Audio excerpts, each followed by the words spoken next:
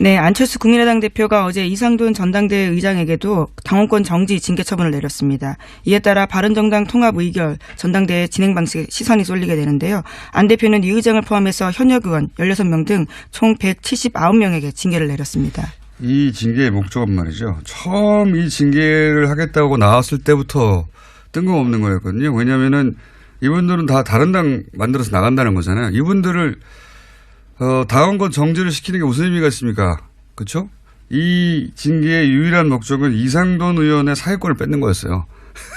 전당대회에서. 예. 네, 어쨌거나 명시적인 주 이유는 창당 발기인데 참여라고 하는데요. 이상돈 의원은 여기에 이름을 올리지 않았다라고 합니다. 유일한 목적은 이상돈 의장이죠. 의장. 예.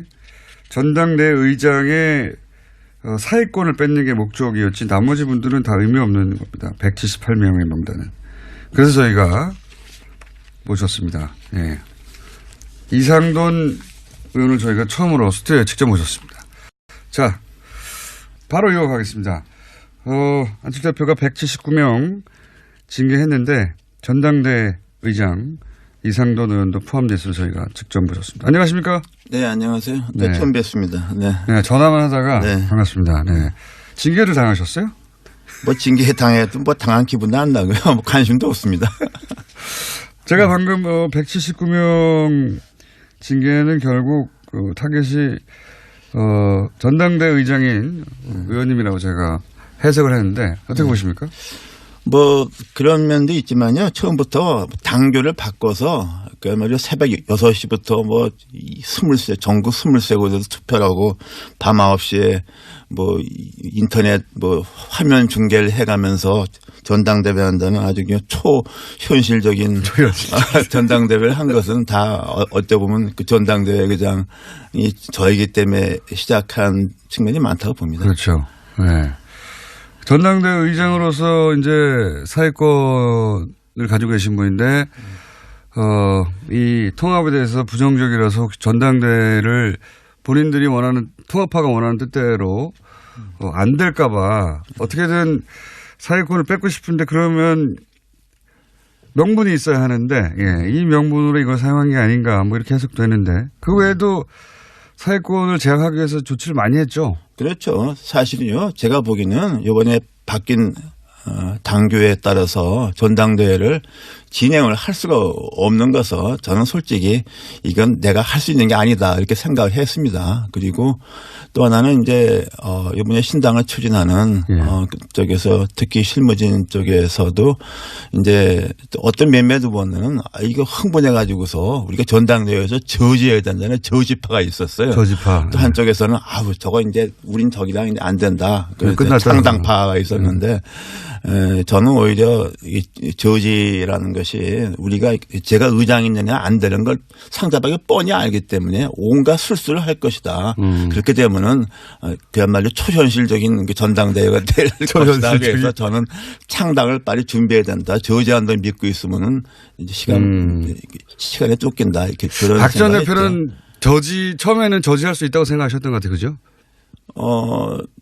그런데 박 전 대표는 뭐 이 정치를 깨뜨려 본 분 아닙니까? 근데 다만 처음부터는 저지를 한다고 이렇게 해놔야만 저쪽에서 이제 온갖 무리수를 온갖 뭐 이상한 일을 벌이지 않겠습니까? 새벽 6시에 시작하죠. 네, 그러니까 처음 들어봤는데 새벽 6시. 이제 할 필요가 없어진 거죠, 이제 완전히. 새벽 6시. 네. 새벽 6시에 이 전당대회 누가 참석할지 모르겠네. 새벽 6시에 시작하고. 네, 근데 그 부분에 대해서는 그렇게 우리가 웃기만 할 수 있는 것은 아닙니다. 이게 아무리 정당의 자율성을 존중한다 그러지만은 당원 당규로 정하는데 한계가 있지 않습니까? 정당법이라는 게 있습니다. 그 법의 일반 원칙이 있고 그래서 이제 이번에 가처분 신청된 것도 그런 부분이죠. 그래서 과연 법원이 뭐 이런 것까지 정당의 자율권을 인정해 줄 것인가. 뭐 이건 도저히 눈 뜨고 볼 수 없다 그래서 어떤 판결을 할지. 다만 이제 어차피 이제 이 탈당 어차피 이제 창당에 나가는 거니까 그 돼 있지만은 법원으로서는 이번에 한번 정당의 자율성에 대해서 유권적인 판단을 할 필요가 있다고 봅니다. 그 당원들 자격, 그러니까 소위 모집단을 줄이기 위해서 당원들 자격을, 뭐랄까요, 의도적으로 이렇게 모집단을 줄여서 뭐 전화 통화도 많이 하고 했다고 얼핏 들었는데 무슨 일이 있었나요? 당원들 거진 그 대표 당원으로 등재했던 한 10,000명 이상 되는 것 같다가 다 전화해서 뭐 전화가 안 되면 연락분통 같은 거라서 뭐 배제한다든가 또 심지어 좀 성향이 안 맞는 것 같으면은 뭐 왜 당별이 안 됐느냐 뭐 등등해서 뭐 그런 거를 굉장히 애 많이 썼죠. 그야말로 고생했습니다. 그래서 한 10,000명이 한 5,000명 이하로 줄었다면서요? 네, 그렇다고 그래요. 네. 그렇다고 해도 이제 과연 3,000명 정도가 이렇게 나올 것인가 하는 것도 그렇고, 솔직히 어저께 당무회의도 철저하게 비공개로 해서 솔직히 뭐 몇 명이 많은지 몰라요. 사회권, 이제 의장직을 수행하지 못하게 되시는데, 근데 의장직을 수행하셨다 하더라도 그 보통 사회권이라는 게 이제 처음에 시작을 선언하고 종결을 선언해야 되는데 시작과 종결을 선언하지 않아도 되는 걸로 바꿔놨다면서요? 근데요, 뭐 저도 그 상세한 건 다 보지도 않았어요. 뭐 어차피 그거 되지 않을 거니까. 그 완전히 그 사회 보면 그 바보 되는 거 아닙니까? 솔직한 얘기로. 23백에 뭐 화면 보고서 이게 뭐 나 그런 게 해본 적도 없고. 전국 23곳에 이제 네, 중계하는 뭐 화면 보고 물어보고 내가 그 짓을 어떻게 합니까? 그러니까 그리고 나는 이게 전당대회까지 창당이 이렇게 진행될 거라고 생각을 했지만 내 성격 같아서는 처음부터 이제 이건 난 이런 거 못한다고 당결 바꿨을 때 이제 그렇게 발표하는 것도 방법이었지만은 막 이런 전략적 고려 때문에 제가 계속 침묵을 했던 거죠. 지금 의장단 중에는 의장이신 의원님도 당원권이 정지됐고 부의장인 유영애 의원도 징계받았고 이제 남은 게 부의장이 이영호 의원인데 네. 이분은 소위 중재파죠. 네, 그러나 뭐 지금 중재파라고 이제 분류되는 의원들도 뭐 똑같이 행동하기는 좀 어려울 것 같습니다. 그 중에서 제가 보기에는 뭐 다수는 우리 민주평화당으로 아마 합류할 것을 보고 있습니다. 네. 민주평화당이 처음에 창당할 때 뭐 14명이다, 15명이다.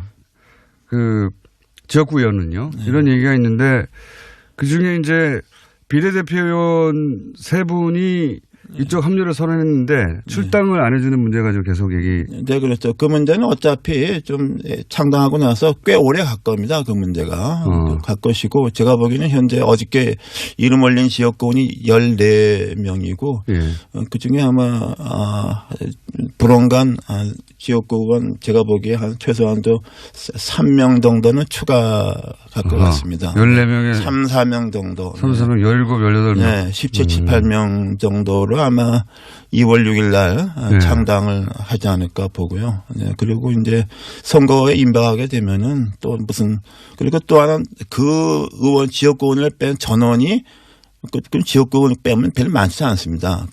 통합당을 가느냐 하면 또 그렇지 않고 개종에는 거기서 이탈을 해서 무소속으로 잠시 남겠다는 지역구원이 있기 때문에 진짜로 순수하게 이렇게 안철수 대표와 같이 할 지역구원은 뭐 5손가락도 안 된다고 봅니다. 네. 5명 정도. 5명도 안 된다고 봅니다. 지역구원에서는. 네. 지역구원에서는 너무 적네요. 그건. 뭐 그러니까 오산을 했던 것이죠. 처음에는 처음부터 그런 얘기 했어요. 이렇게 하게 되면은 박지원, 정동영, 천정배 의원들은 하고 몇 명은 탈당하지 않겠냐. 30명 정도 나가겠지. 예. 그렇게 말하고 다녔어요. 내가 그 사석에서 들은 얘기 하면 나가 자빠질 거예요. 그럼 하나만 해서 조금만 자빠지게 해주세요. 아니 천천히 다음 질문하세요. 사석에서는 몇 명 나가겠냐. 그렇게 생각했던 거죠. 그리고 창당을 쉽게 할 수 있겠느냐. 근데 저는 그렇게 보지 않았어요. 왜냐 그러면은 우리 그 호남 의원들이 4선 의원 그러는데 4번에 당선될 때마다 당적에 다 다른 의원들이 몇 명씩 있어요. 그래서 이건 별로 아무것도 아닌 그러니까 중요한 게 뭐냐면 우리가 호남 정치의 본질을 알아야 됩니다. 전혀 몰라요.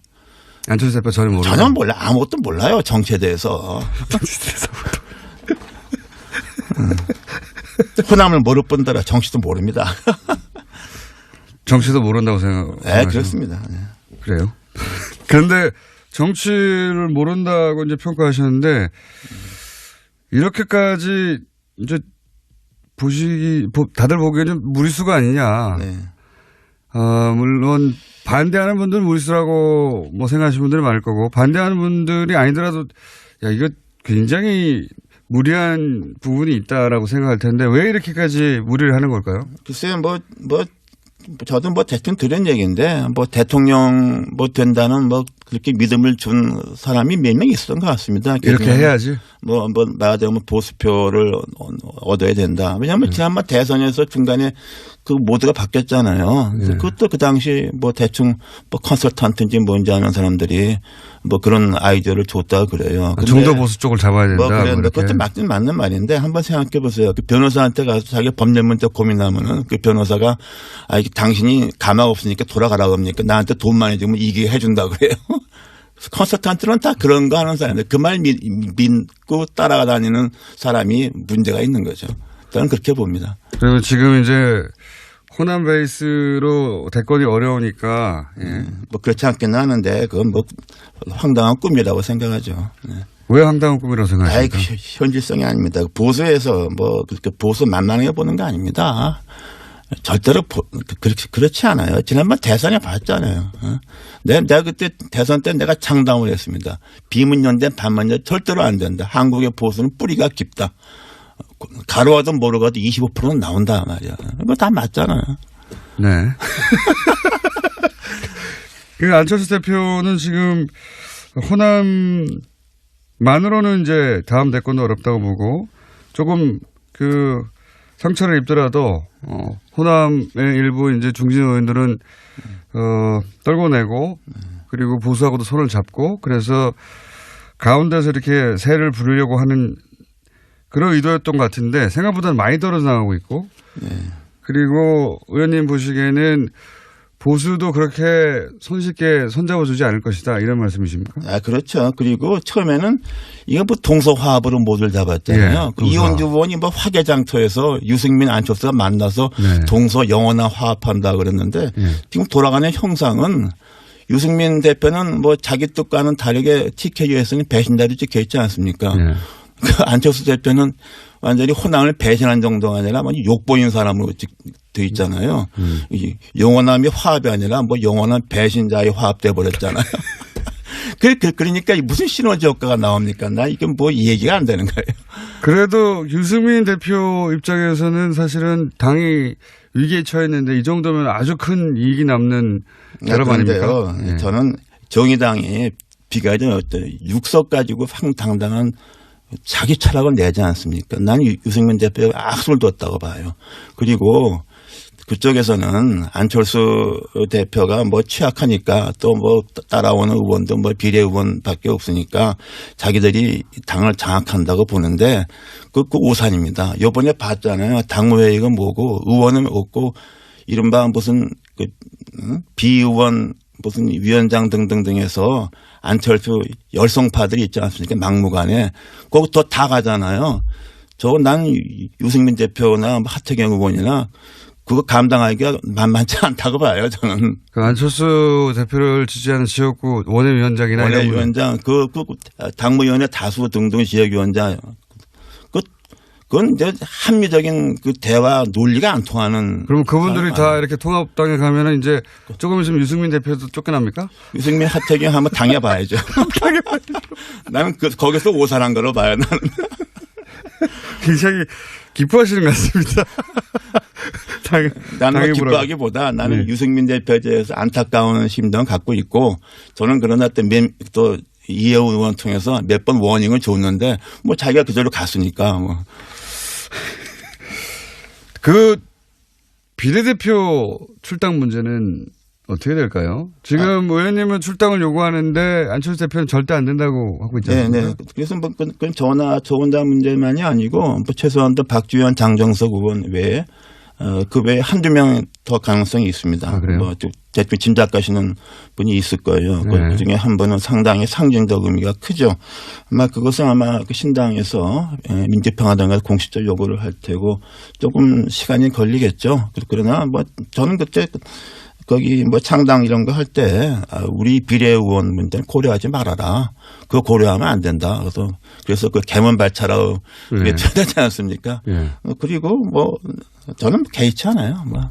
개최한다는 거는 그렇게 이제 당 소속은 새로운 통합개혁신당인가요? 그 통합개혁신당 소속이 되실 텐데 거기에서 계속 이렇게 안철수 대표에 대한 비판의 목소리를 내실. 아니 뭐 제가 그렇다고 해서 뭐 사실상 그 당원도 아닌 상황이니까 뭐 이렇게 민주평화당에서 뭐 이렇게 뭘 활동한다는 것 그것도 우스운 거 아닙니까 사실은. 그러니까 뭐 심정적으로 뭐 좀 그쪽에 매우 가까운 심정적 무소속이 되는 거죠. 심정적 무소속. 당 소속은 공식적으로는 통합신당에 속해 있겠지만 그러면 형식적으로 통합신당. 네, 형식적으로는. 형식적으로 그 소속에서 계속 그 통합신당에 대해서 비판의 목소리를 내실 수도 있겠네요. 제가 언제 뭐 대통령도 그냥 연거푸 그냥 맨날 작살을 냈는데 뭐 못할 말이 뭐 있습니까? 그쪽에서는 의원님을 놔주는 게 더 플러스 아닙니까? 글쎄 모르겠어요. 그러니까 거기에 정상적인 판단이 안 되는 집단이에요. 네. 그렇다면 이런 일이 생기지 않죠. 어떻게 국회의원이 우리나라 헌법재판소 판결에 의해서 헌법기관입니다. 개개인이. 합당경 보고는 국회의원의 당적의 변화가 생기는 걸 갖다가 의원총회 뭐 당원 단계 그까짓 필요도 없습니다. 그거는 기본적인 원리예요. 정당 정치, 의회 정치의 기본입니다. 의원총회 한 번 안 하고서 의원총회 반대했잖아요. 다수가. 그런 놈의 일이 어디 있습니까? 그러니까 이건 뭐 정치 집단이라 볼 수가 없어요. 우리가 이렇게 토론하는 거 이게 입이 더러워지는 겁니다. 이게. 알겠습니다. 오늘은 여기까지 하고요. 이렇게 통합을 결국은 이제 거의 마지막 요식 행위에 가까운 전당대회 정도만 남겨두고 통합이 이루어질 것 같은데요. 그죠? 이루어지겠죠? 네. 예. 이루어질 것 같은데 이 통합을 성사시키는 데는 결국 안철수 대표의 의지가 가장 중요한 역할을 한 것 같은데. 그렇죠. 안철수 대표의 의지가 이 모든 걸 만들어낸 거죠. 네, 그렇죠. 네. 그게 일종의 그런 것이 한 번 꽂히면 그냥 거기서 그냥 몰두하는 그런 성격이 있죠. 네. 안철수 대표를 그러면 이 통합을 성공시키기 일보 직전인 안철수 대표를 한마디로 평가하시면 마지막으로. 글쎄요, 뭐 제가 볼 때는 뭐 정치적 소양도 없는데 어떻게 해서 일시적으로 몇 년 동안에 좀 국민들한테 과분한 기대를 받았던 것이죠. 이제 뭐 지난번 대선 과정을 통해서 뭐 그 좀 다 벗겨졌다고 봅니다. 이제 우리가 이제 마지막으로 벗겨진 모습을 보는 거죠. 네. 마지막으로. 앞으로 이 통합 당에 가셔서도 인터뷰를 자주 하시게 될 첫 번째 의원이 아니실까. 네. 생각이 듭니다. 잠시 후에 하태경 의원 바로 이어서 들어올 텐데 혹시 하태경 의원한테는 하실 말씀 없으십니까? 글쎄 내가 볼 때는 이렇게 쉽게 생각하지 말라고 싶어요. 내가 하태경은 엊그저께 무슨 뭐 저하고 뭐 다른 비례하고는 좀 다르다고 생각하는데 그리고서 마치 뭐 이제 통합하게 되면 안철수 대표 빠진다고 생각하는데 저는 그건 좀 잘못된 생각입니다. 안철수 대표 뒤로 빠져 있지 않을 것이다. 저는 절대로 그렇지 않고 그럴 수가 없어요. 네. 그럴 수가 없는 지금 상황이 돼 있습니다. 너무 쉽게 생각하는 거예요. 그래요? 네. 알겠습니다. 오늘 여기까지 듣겠습니다. 지금까지 아직까지는 국민의당 이상돈 의원이었습니다. 감사합니다. 네. 네, 안철수 국민의당 대표가 어제 이상돈 전당대회 의장에게도 당원권 정지 징계 처분을 내렸습니다. 이에 따라 바른정당 통합 의결 전당대회 진행 방식에 시선이 쏠리게 되는데요. 안 대표는 이 의장을 포함해서 현역 의원 16명 등 총 179명에게 징계를 내렸습니다. 이 징계의 목적은 말이죠. 처음 이 징계를 하겠다고 나왔을 때부터 뜬금없는 거였거든요. 왜냐하면은 이분들은 다 다른 당 만들어서 나간다는 거잖아요. 이분들을 당원권 정지를 시키는 게 무슨 의미가 있습니까? 그렇죠? 이 징계의 유일한 목적은 이상돈 의원의 사회권을 뺏는 거였어요. 전당대회에서. 예. 네, 어쨌거나 명시적인 주 이유는 창당 발기인데 참여라고 하는데요. 이상돈 의원은 여기에 이름을 올리지 않았다라고 합니다. 유일한 목적은 이상돈 의장이죠. 의장. 예. 전당대 의장의 사회권을 뺏는 게 목적이었지 나머지 분들은 다 의미 없는 겁니다. 178명의 명단은. 그래서 저희가 모셨습니다. 예.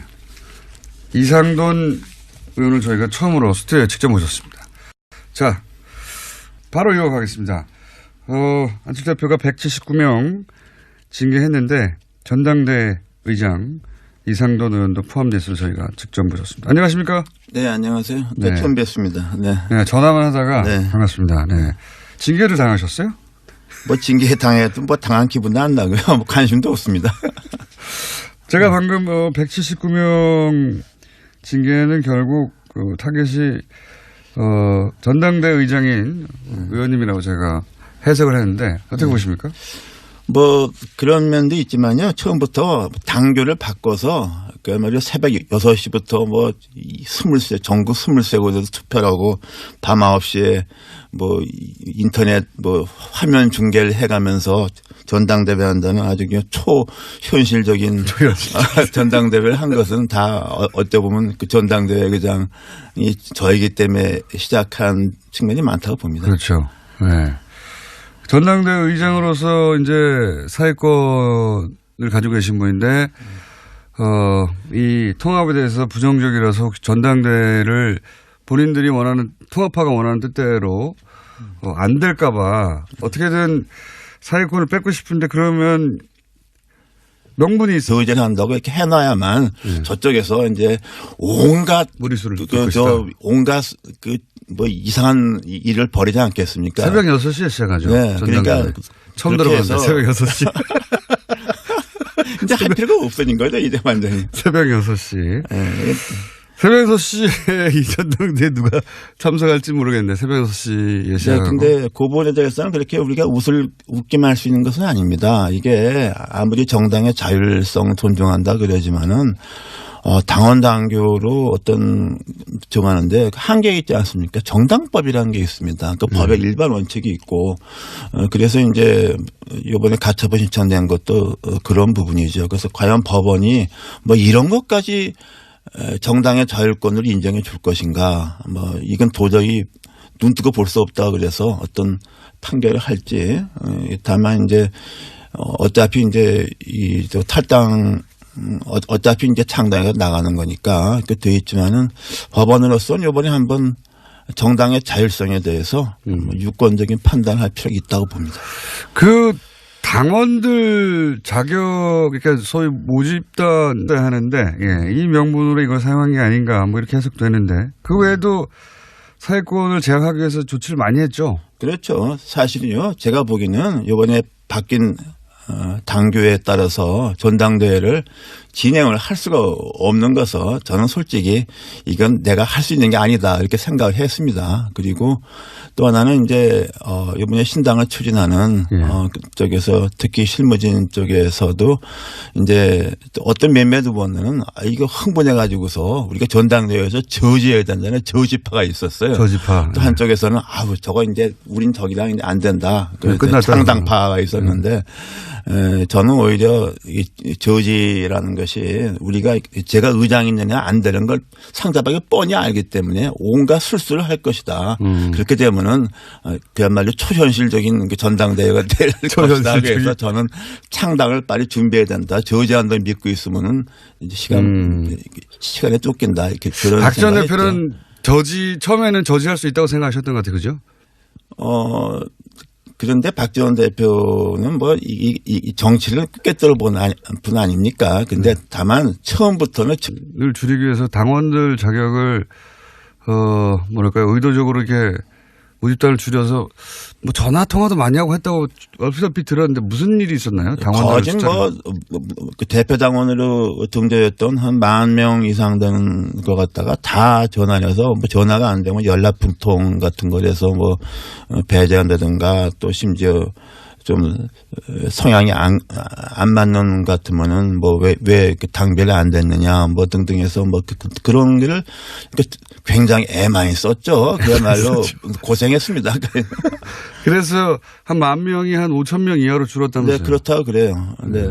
그렇다고 해도 이제 과연 3,000명 정도가 이렇게 나올 것인가 하는 것도 그렇고, 제일 어저께 당무회의도 철저하게 비공개로 해서 솔직히 뭐 몇 명이 많이 좀 몰라요.